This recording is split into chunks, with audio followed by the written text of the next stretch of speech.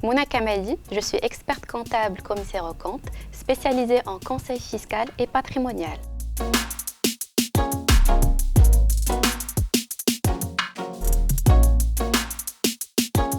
La nouvelle charte de l'investissement représente une avancée majeure dans le climat des affaires au Maroc. Ces apports peuvent être résumés en 3 grands volets: financement, protection et gouvernance de l'investissement privé. Le financement, il passera à travers la mise en place de plusieurs dispositifs de soutien à l'investissement, notamment à travers l'octroi de primes. Quant à la protection des investisseurs, elle sera assurée en leur accordant plusieurs garanties, notamment le rapatriement des investissements étrangers, le respect du secret professionnel, ainsi que la protection de la propriété intellectuelle. Pour ce qui est de la gouvernance, elle est prévue par la nouvelle charte à travers la mise en place d'un comité ministériel qui aura pour vocation principale la supervision du déploiement de la charte.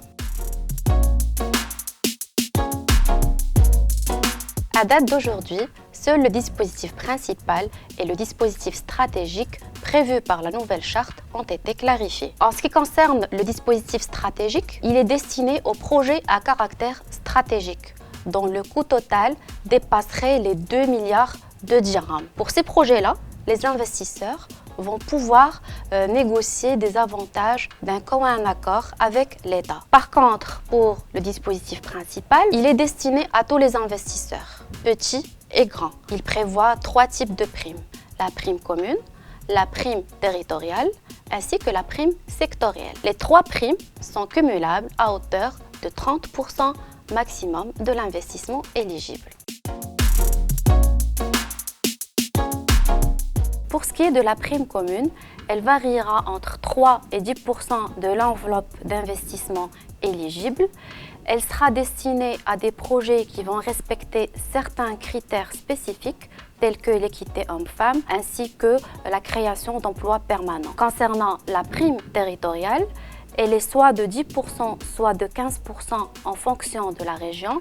Son objectif est de stimuler les régions reculées en matière d'investissement. Enfin, la prime sectorielle, elle est fixée à 5% de l'investissement éligible et elle est destinée à une liste de secteurs jugés prioritaires par l'État, sur laquelle on trouve notamment l'industrie, le tourisme, les énergies renouvelables également.